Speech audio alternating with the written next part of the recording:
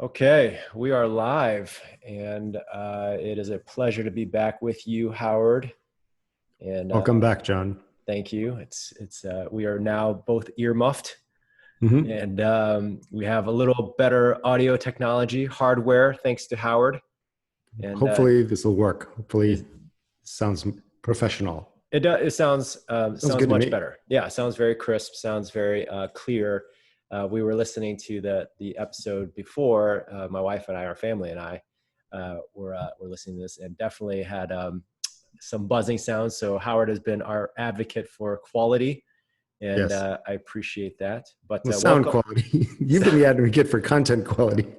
I don't know. I don't care about content. I just care about the quality Yeah, of the sound. yeah. Even if it sounds, even what we say sounds like crap, as long as it sounds really good crap. Just speak lorem ipsum, and I don't care as long as it sounds good. As long as you can hear us. Right. Right. Um, so pleasure to be back.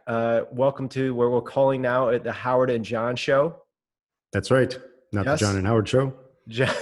it's the URL I bought is Howard and John Show. All right. Um, Okay.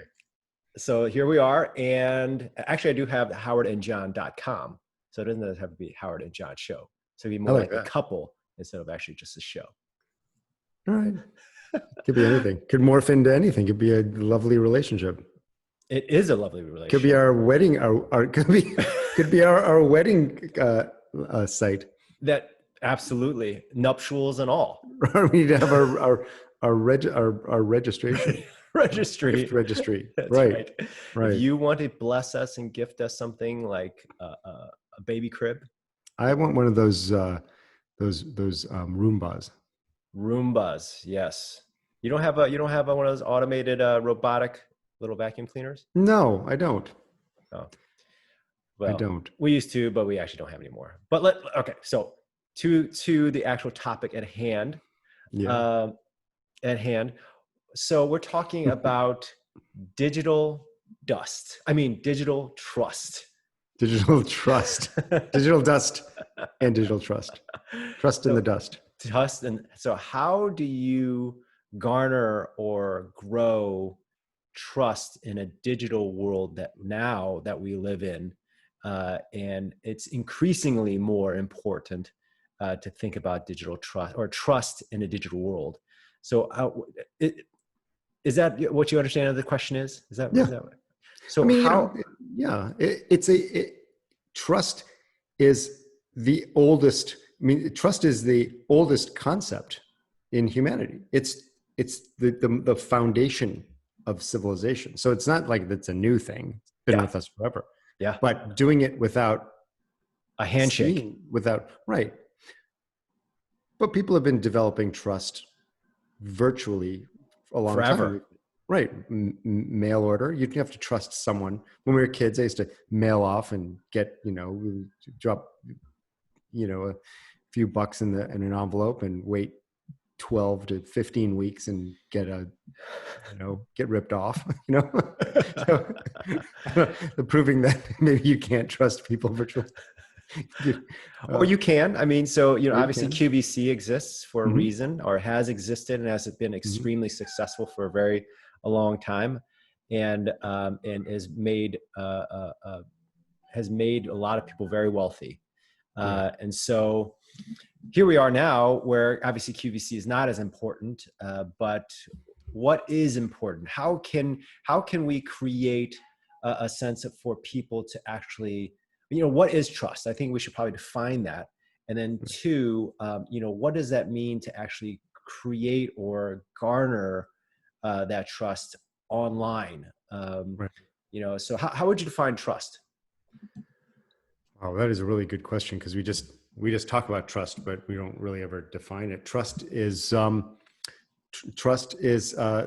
confidence that I have in an organization, a system, or a person that allows me to be vulnerable without excessive amounts of fear that that I will be taken advantage of or ripped off. That's how I would look at it. I trust you. Well, when I'm willing to trust you, I'm willing to make myself vulnerable. Hmm. I think I would sneak in a word which sneak definitely doesn't seem like the best word to use in trust, but I'm Yeah, going if to you got to sneak it sneak it, anyway. then maybe, you know. I'm going to jam it. But I get it. That's wait, that doesn't opposite and sound worse. that doesn't sound right either. I'm not going to jam it in it. I'm going to place it on the table. And I think that the word reliability or reliable, dependability, or something where when somebody says something, I can rely on the fact that it's going to happen or it's going to be done. I guess it could be a negative, or it's kind of a neutral term, reliable. As somebody could say, I'm going to hurt you, and I trust their words, Yeah. or I'm going to help you, and I trust their words too.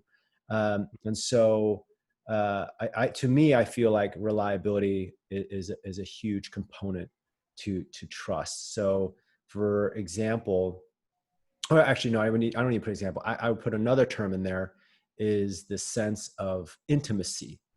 Um, the sense I know that person. There's a connection. It's deeper than just facts. There's a sense of relatability. And then what's odd about that, I think, in the digital world, what's different, I would love to hear your thoughts about it. In a digital world, you can know somebody, but not know them at all. Yes. You can, and you can trust somebody. Yes. Without knowing them at all. At all. In fact, I could make an argument that you could trust someone better in a digital world in some ways. You know, so I would contend that you don't need to know to physically know the person, to know the person, but have ever met the person to trust them. That's interesting. So you don't have to have a relationship with them. I don't know my banker. I don't know my banker. I've never met my banker, but you know him. But I speak with him. You've talked to him. Yeah. We speak, yeah. and that I trust him. And, you know, is it because I want to trust him? Because I feel like I don't really have a choice. Yeah. Because the law, he's a fiduciary and he's under certain legal obligations. But, you know, what is the basis for that trust? Yeah. And the basis for trust is, you know, what was the foundation of that trust? Well, it starts with a legal contract, maybe. It starts with you know, in certain circumstances it does. If he's under penalty, he's under great penalty if he violates my trust. Right. And based on that, I'm willing to give him the passwords to my bank account so that he can make investments and do the things that he needs to do. Maybe I'm being naive and stupid to trust these things because contracts are broken all the time.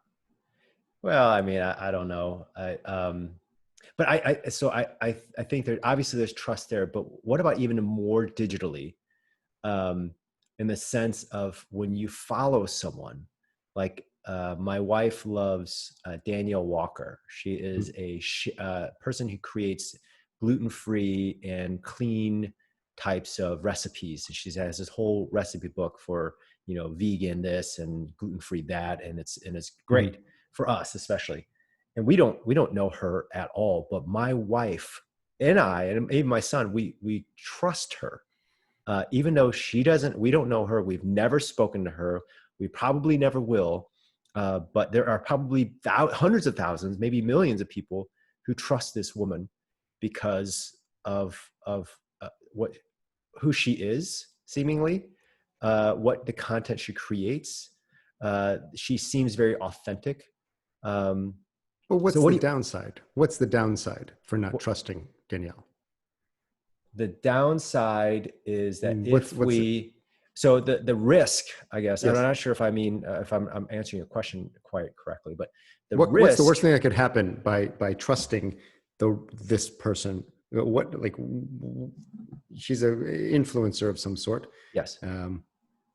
What damage can she do by violating your trust? We can eat a terrible brownie. Well, you're probably not going to eat gluten. If you're gluten intolerant, you're probably not going to eat gluten because she tells you something that, you know, But she might sneak it in the recipe.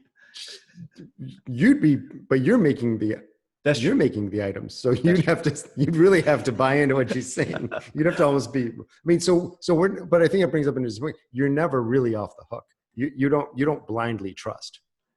For the same way, you don't trust your GPS if it's saying take a left right into the lake, like Michael Scott in The Office. You don't just do it. Yeah. There's still agents, or there's still the sense that we still have a hand on the wheel, maybe two hands, maybe a foot.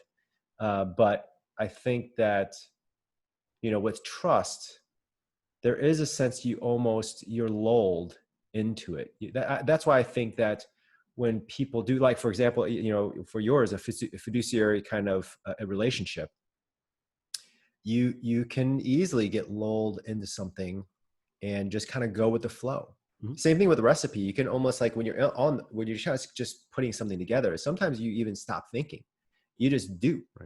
Right. You don't have the checks and balances because you feel like you trust them. Sometimes my wife will tell me something, I'm not even thinking. I'm just in the go mode. I'm in do mode. And so I'm just doing. And I'm not double checking whether or not what she's saying is the best thing to be doing. I'm just doing it because she wants me to do it. So I'm going to do it. I trust her implicitly, blah, blah, blah, blah. And I'm just going. And next, I'm like, what are we doing right now? Why are we doing this? Right.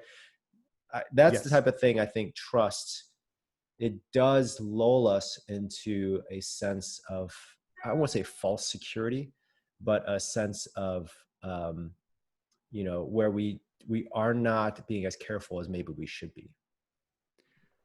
Yeah. Or it can save us a tremendous amount of time. Oh yeah. And resources. And it is also the fundamental, I should say, the foundation of our civilization. Trust. We trust the currency. We trust that, the sun will rise in the morning. We trust that when we say, wake me up at 7 a.m. to your, Alexa device, it will do that. We trust things within reason. Yes. But as the stakes get higher, then that trust needs to be sort of calibrated and checked and, balanced. So I think the point is, the amount that we're willing to trust, the amount that I'm willing to trust someone is balanced by the amount, the damage that can be done by a violation of that trust. Yes. Yes. I don't think it's a big deal if I will trust you if you say, I'll call you at noon, but if I absolutely need that call, then I might call you and say, hey, don't forget to call me. I may take some extra steps to make sure that this is done, whatever. So in that sense, and with all that in context, how do you become like a Daniel Walker, or how do you create, not to say that everybody needs to be an influencer, but in this world where you can't have a hug, you can't have a handshake, you can't have a meeting, you can't eat whatever, a salad or a steak with someone and start to build a relationship. But as we've already said, that we decoupled relationship from trust. How do you create or generate or garner trust in this world now? What are some of, and not just, I think a lot of us have a sense that yes, you can do that. But in your opinion and in your experience, like, how can that be, or even your observations, how can that be done in a positive way? What do you think? Well, I think this is an excellent question.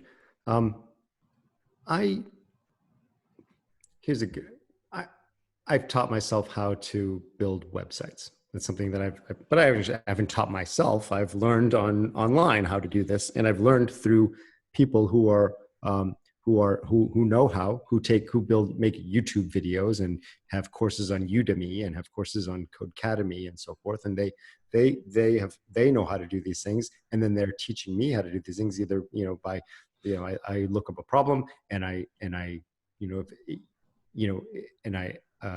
watch their video, I read their tutorial, or I read their book, and first it starts with their generosity, that they're willing to provide content for me at no charge, just because they care, have a passion for their subject, and they're knowledgeable, and they demonstrate that passion, care, and knowledge.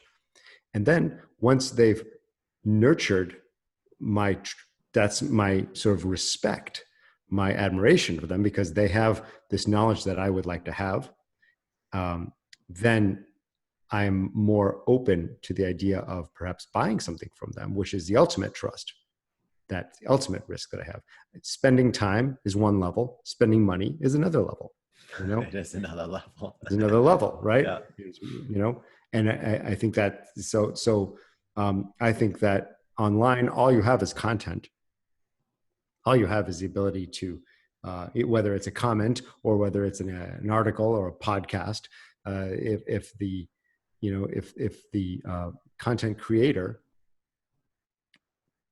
if the content creator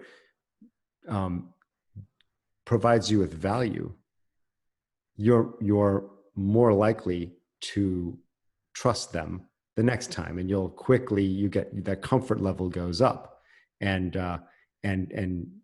you'll have more of, I don't know, I'm talking around in circles here, but I do think that the quality content, lends to a trusting relationship in the virtual world. So that's interesting. So first, I want to make a note before I think we need to dive into that term, quality content. Mm-hmm. First is that I think this is relative to anyone and everyone. No matter what you are, whether or not you are working for yourself or working for someone else, or if you are even, even if you're a stay-at-home parent or whatever you're doing, this is important because we are increasingly in a more digital world. How do you, let's say, for example, for a stay-at-home parent, like how do you talk to other parents? How do you talk to instructors? How do you, get these? You need to figure out ways to actually use language or whatever it is, or content, quality content, Mm-hmm. whether it's through an email, to actually garner trust. More and more, and everybody knows this about email, but now, especially how important it is, and especially for people who own businesses, if you're not creating content, you are losing.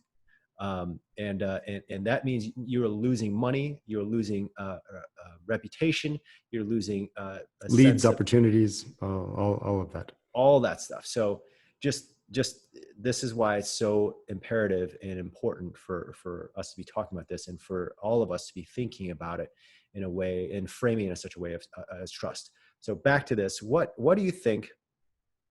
How would you find quality content? Quality content is content that is that answers my question. If I have a question, it answers it. Yeah. That is demonstrable. The value of that content is, the more demonstrable that the value of that content is, the better. The faster to trust I get, right? And there's an element of that that's important. How fast do we get to that trusting relationship?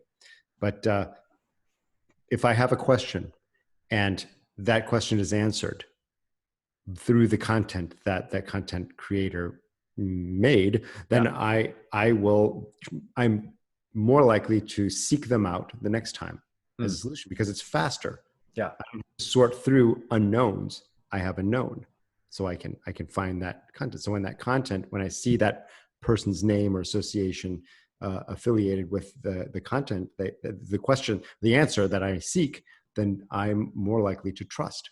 And it's self-selecting. I select for that answer because I was given quality before. So I become conditioned. It's a conditioned response. Who do you trust that you do not have a relationship with, but you've been obviously exposed to their content, but know them digitally? Who are some of like top 3 people that you trust? I trust Seth Godin. Millions of people trust Seth Godin. And you look like Seth Godin. I look like Seth Godin. Trust those who we look. No, really, it's amazing how much I look like Seth Godin. Are you Seth Godin? You might be Seth Godin. I'm not Seth Godin, but I trust him, and I think about Seth Godin. What's amazing is Seth Godin is I read Seth Godin every morning.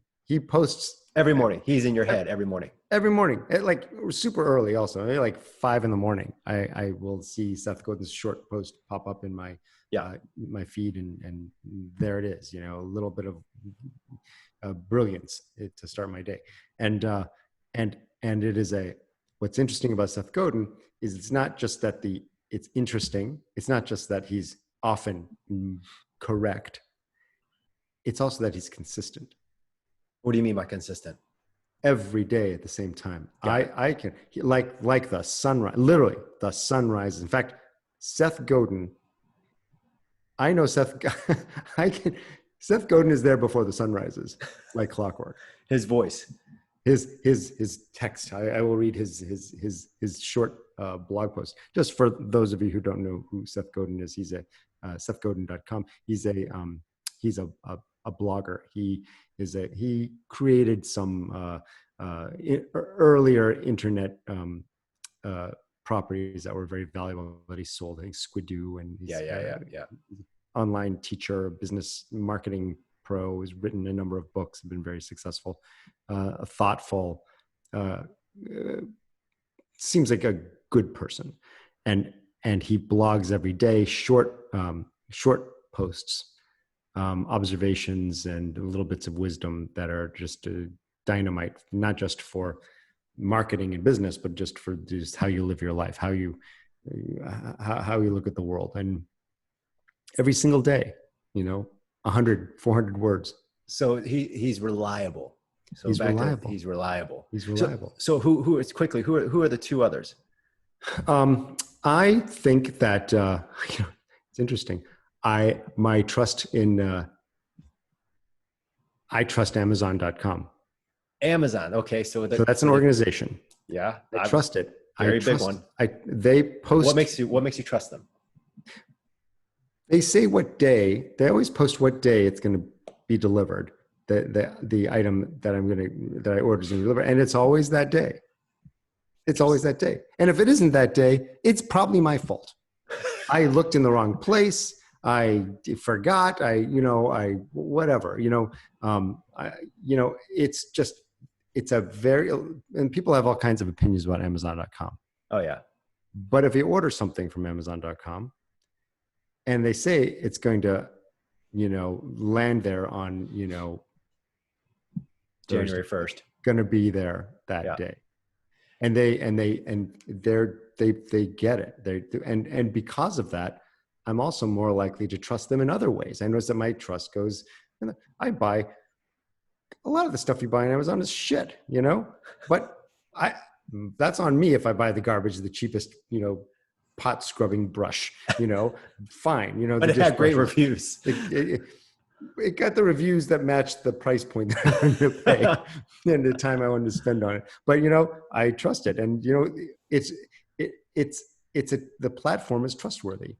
Amazon Prime is a trustworthy product. Amazon's a trustworthy product. Amazon Video is a trustworthy product. Amazon Photos is a trustworthy product. There's very little disappointment in the Amazon ecosystem. You may be disappointed with the product themselves, but that's not on Amazon. They don't make the shit. They just, they deliver it. They can deliver garbage to you very efficiently, very quickly. Man, they are really good at moving crap. Right. So who's the third?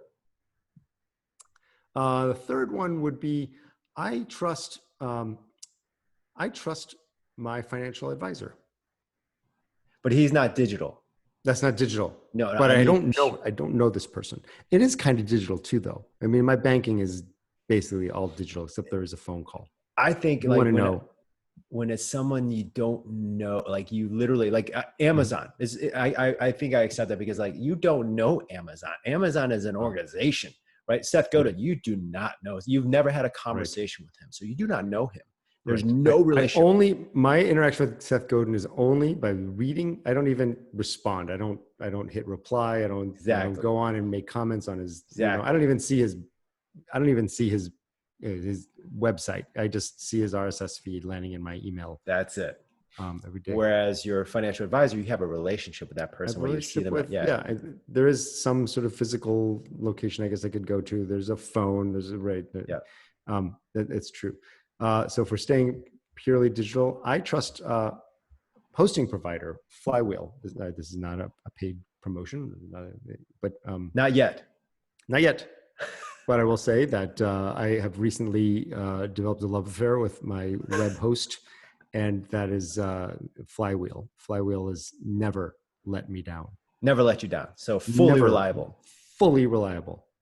Fully reliable. So reliability is a huge component to your trust. Certainly when it's virtual trust. Got it. You know, if they, you know, so I can't really, I don't really associate Flywheel with a particular person, though I do have contacts people there. My relationship, my trust with Flywheel is a web hosting service that basically hosts websites that I build. And I find their products to be excellent. And that doesn't mean perfect, by the way. That doesn't mean that they never, there are never bugs or never little issues. It means that they take ownership of a problem and they're responsible for a problem. You know, that it is that I don't expect, you know, trust goes both ways. You have to have realistic expectations as much as the you know, it's not a, you know, I can do whatever I want and put everything on them. It's right.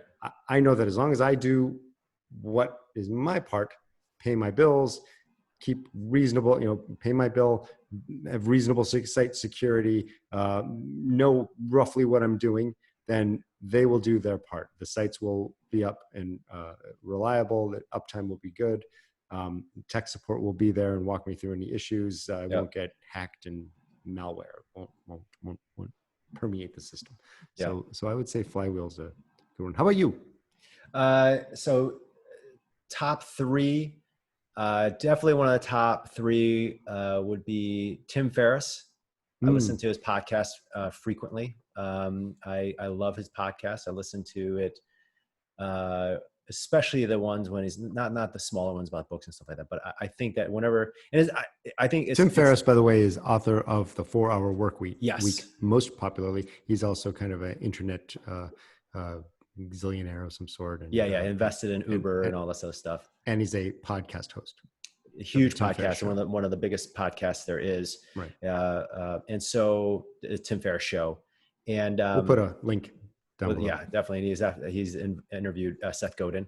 But he I don't really know him. I don't believe in all the things he believes in, but his level or curation of people for their abilities to level up in performance and all that stuff, self-improvement is incredible. And so he obviously his access to different incredible human beings is unlike many others. And so hearing his podcast, it's very inspiring for me. It is very informative. So him. Two, I would say there's another podcast I really enjoy, which is called Invest Like the Best by a guy named Patrick Shaughnessy, I think is his last name. And he also has this, I really enjoy listening to how the markets are working and what people think about investing in various different companies, whether it's private or public. I find that very interesting. So he's got a whole array of interesting, and he selects interesting interviewees. And they are from small or smaller unknown guys or girls to like these, heavy hitters. Right. So I enjoy that. And the last one, I'm not sure who the last one, let me see here. I don't know at all who's in my head.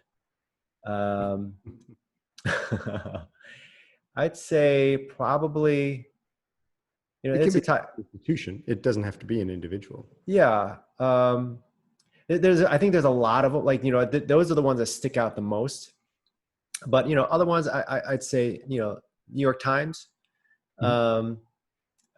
or, even maybe Amazon, so I think all of those kind of like, but it's weird to think that Tim Ferriss and this other guy named Patrick O'Shaughnessy are the top two I can think of digitally, right off the top of my head. I guess maybe what it would be is our books. Various books. Daniel Kahneman. Mm. I've been reading his book again. I really enjoy him. What book is See it? it. Thinking Fast and Slow. He Okay. talks about how the mind works. He's one of the most famous, not most, but one of the forward-thinking people for psychology. And so he won the, I don't remember what, a Nobel Prize or something like that for. So what's interesting is that a number of these people have written books. Yes. We Seth Godin, Tim Ferriss, and what's interesting also, just as a side note, my first interaction with Tim Ferriss was reading his book, The 4-Hour Workweek, which turned me off. Which I thought it was so Interesting. ridiculous. I never read it. Interesting. Well, don't. It was ridiculous to me, and it took me a while. Then I listened to his podcast a little bit, and that respect came back. No, respect, trust. I don't know what you call it, but I just thought that I was not a fan of the book, and I just thought it was not practical. And I don't think anybody has ever done what he suggests in his book successfully. I don't think it's ever happened. I think no way. You're much more pessimistic. We could. We've talked about this before. Yeah, we talked about it. I've got the book over there, and but maybe some people can comment, and maybe I just lit a giant storm here. But I kicked a beehive. Yeah, and also remember that he wrote this book. It was like more than 10 years ago. Right. Yeah. And when virtual assistants and so forth was even harder to manage that stuff. But his podcast is very. Oh, it's one of the best. Is very compelling, right? Yeah, very compelling. One of the best. And that trust goes up when something is interesting and compelling. So. Oh yeah, so a couple of things maybe to talk about. What is it about? I think thinking about these characteristics of what creates or garners trust. To me, what I heard from you, and I think some of the things that I would say, is the sense of consistency. I blog. And I used to always think, maybe I shouldn't do this, or maybe I would be less consistent. But, I've seen just in my own life and that there are people who do the same thing with me. I haven't talked to them in years, maybe decades. And yet there is a sense of familiarity that they have with me because I've shared some very intimate things in my life. And there's a sense of, and then I would see them and they're like, oh yeah, hey, what's going on? And there's a sense that they know me. And I'm like, oh, but I haven't talked to you in like 20 years. So there's that weird dynamic that happens digitally. So the consistency of creating content. The other thing would be telling stories, like, hearing stories that from Seth Godin, right? He talks about his life and it's like, wow, it's really interesting. So thinking about how do you tell stories in a way that gets people to trust you. One example would be just recently I watched a YouTube ad. And to say that I actually watched a YouTube ad is really weird because I hate watching YouTube ads. But really? This one, I'm always ready. We all hate watching. Yeah, exactly. I'm ready, right? But somehow they still make money. Anyway, so this ad came on and I just couldn't stop watching. My whole family was with us. We were supposed to watch this other video, but we just sat there for literally 19 minutes plus watching this video about this guy. His name is Scott Harris, and he started this organization. It's one of the best nonprofits in the world called Charity Water. And he talks Charity Water. And literally, and I think he became one of this nonprofit was relatively young compared to like a UNICEF or something like that. Anyway, so this video has lays out the whole story about him and Charity Water. And it goes into an ask at the end. And I'm literally crying like a little baby. My kid goes and grabs his piggy bank and he's like ready to like throw money at the screen. Wow. And all of us were just like, stunned and astonished about how much it moved us. And thinking about how powerful, I don't know Scott Harris. I've seen him before. We have mutual friends, but I've never talked to the man in my life. And so next thing you know, I'm crying about a story. My kid is wanting to give him money, and that type of, and I want to give him money. And you wrote a blog post about that. And I wrote a blog post about it. And so thinking about like, how do you garner trust? Like that type of storytelling, obviously it's true. But if people are able to actually tell stories and do it consistently, you can actually move people, not just to believe you or spend time with you, but actually even try to chuck money into their screen. So one of the aspects that you were talking about was getting people to. There's a level of getting people's attention, which is huge already, Mm-hmm. but then there's another level of getting people to actually put in money. What do you Yeah. think? What do you think is the difference? What do you think creates that type of interaction or engagement or willingness to start laying down bucks?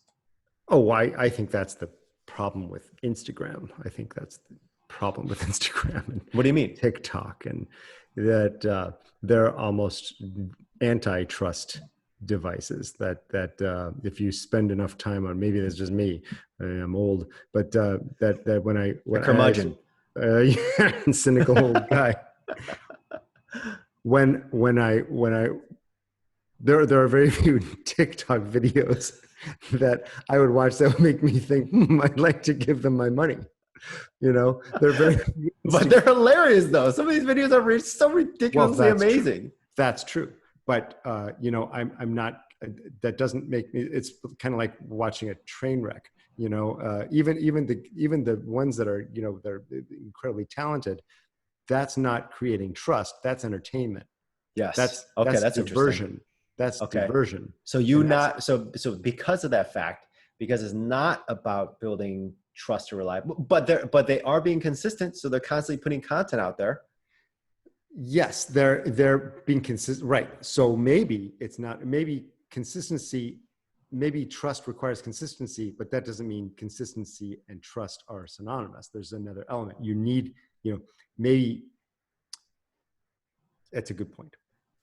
I will say that Instagram, when you scroll through, and we've all scrolled through Instagram, and you get hooked in there. You spend, it's all of a sudden it's like, you've spent 2 hours looking at garbage. Yeah.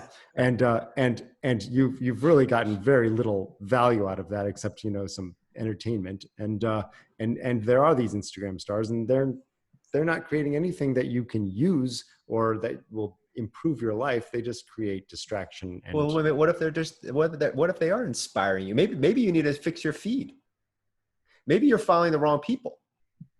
I follow Kim Kardashian West. Then you are on the right channels. Right. So I have an eye for quality. And I don't know. I don't really, I probably should be more, curate better with my Instagram. But I do think that there's that value. There has to be some value there to create trust. And I'm probably not going to, maybe I'm just too old. I'm probably not going to buy anything from an Instagram influencer. Well, people do though. People do, right? People do. A ton of people do. This is me. I want some. I buy the shit out of people on YouTube, though. Oh, you do? Oh yeah. What's the difference? Well, the difference is that they're helping me. I go to YouTube to help me solve problems. Got it. So the how-to videos. The how-to videos, really good. Like when you're doing anything tech, you run into problems, and it is like when you're just drowning in confusion, and somebody, just because they wanted to, for no reason other than they're just good at what they do and they like to share, created a short video and shows you how to fix this bit of code or how to hack this problem. That's like they're grabbing you, they're pulling you out of the sea and pulling you on board. And that's, when someone saves your life, that's trust, pull me up. And that's how you feel. And we've all been there before, whether it's, teaching me how to, fix the turkey that I destroyed for Thanksgiving, or, change a tire, or fix my code. It doesn't matter. You need it. They're there. Right. Trust is created. Trust is established. TikTok, no problem in my life is going to be solved by watching someone sort of moonwalk, Okay. So the counter argument for that would be, is TikTok is, and maybe I think you obviously are probably not the target audience, but somebody who is just, I think it's immensely entertaining. I had huge. to get rid of it. I had to take it off my phone because it's so addictive. So somebody who's doing really poorly in life, meaning it doesn't have to mean that they have no money, but maybe just their headspace is in a wrong place, or in a bad place. And, you go to this video and this guy or girl is just making them laugh their head off. And maybe they go to their Patreon page and start giving to them, $2 a day or whatever, a month.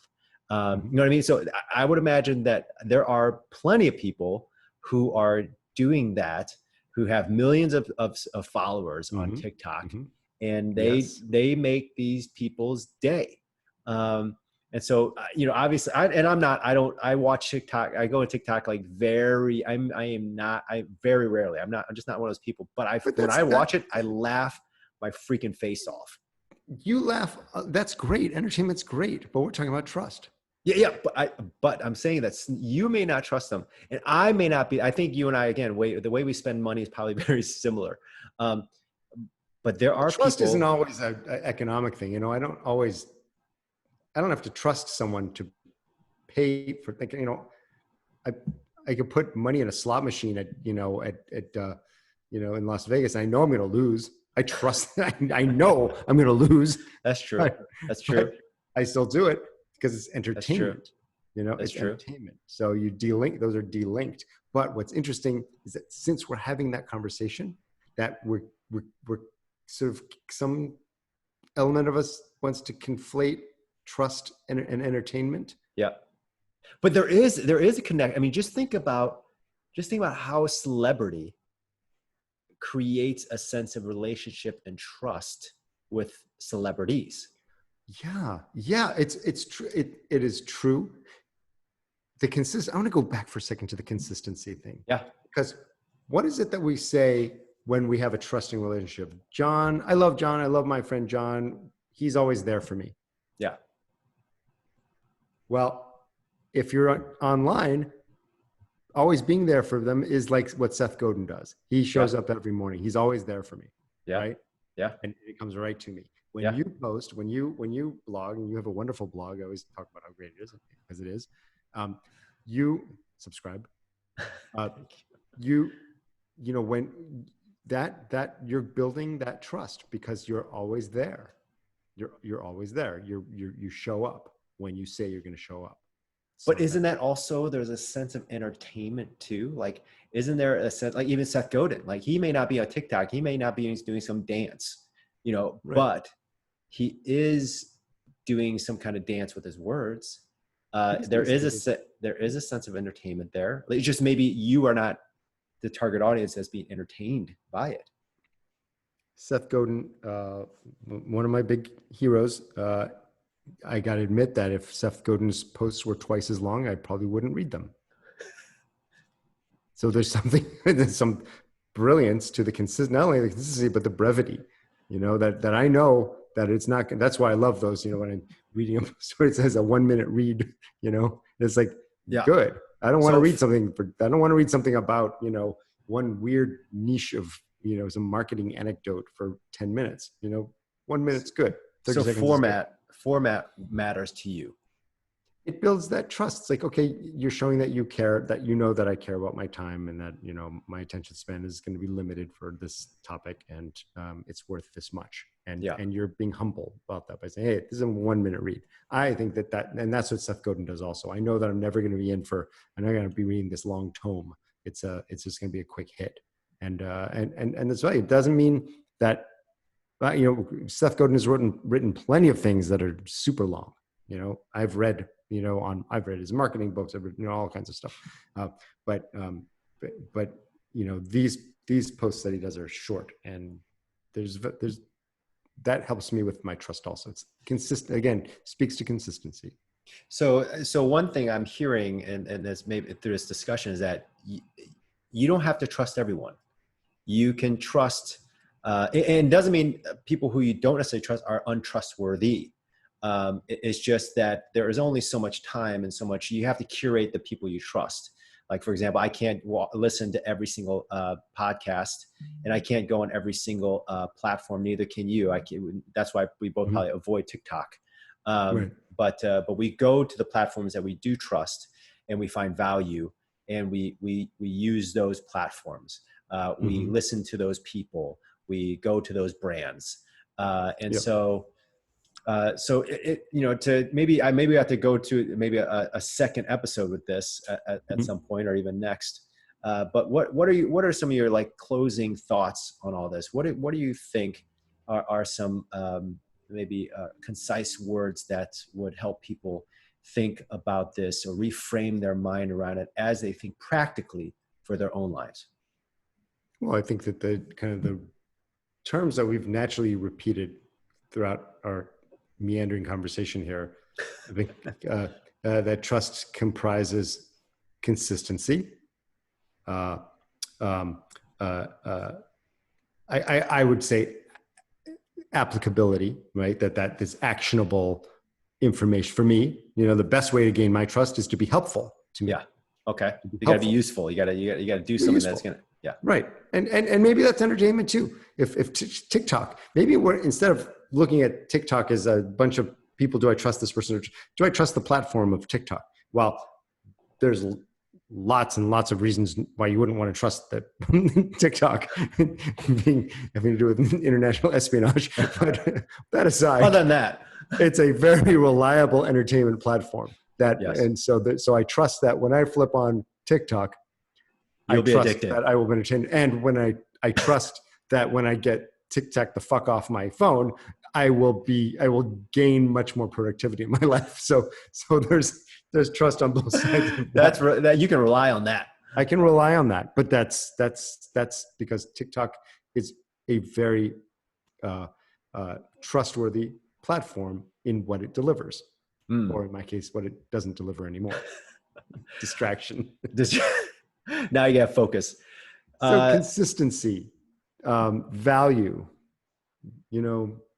that those are the things that if I'm seeking entertainment and TikTok consistently delivers quality entertainment, that's a win. Amazon consistently delivers accurate delivery timelines. Another Amazon product, my Kindle, the very reliable product. That's true. I at this point in the Kindle, environment, every book is available. Every book that I want to read is available on Kindle. I don't have to think about it. I don't have to worry about it. Yeah. It works. In fact, you're more likely to find it on Kindle than you are to find it in paper now, because it's just every book goes to Kindle, not every book goes to print. So I think that those types, I'm not making a quality judgment of every book. I'm just saying that, the platforms themselves are very reliable, and that, so consistency and reliability to me equals trust. So for my closing thoughts, I think that one thing we haven't talked about is simplicity of language. So if you're these are just, I think, things that that I think people, I think it's not just reliability or consistency. There's also a sense of relatability, and the more you're able to relate to someone, the more trustworthy you will sound, at least. It doesn't mean obviously if you want to be trustworthy, you have to tell the truth. I mean, that's the foundational Absolutely. element. You have to be radically transparent, or at least pretty transparent. Yeah. But with that, if you're not understandable, if you're using highfalutin words, then people will be less likely to trust you. So you have to use words that, I heard that basically that most readers read comfortably at a 6th grade level. That's not right. That's not a slam on anybody. It's just the truth. That's like the Flesch-Kincaid index, and that you can run your text through and it'll tell you what grade level you're writing to. Exactly. And 6th grade is kind of ideal. 6th grade is the sweet spot. And that's not a slam on anybody. It's just what I think that it's newspapers. It's everyone. Most books. Yeah. Simplicity. And then think about mass market books, just fiction novels have to be written at a certain level. Yes. And, 6th grade to 10th grade, I think that's the, Yeah, even some of the very, classic books, Jane Austen books, like they're Yep.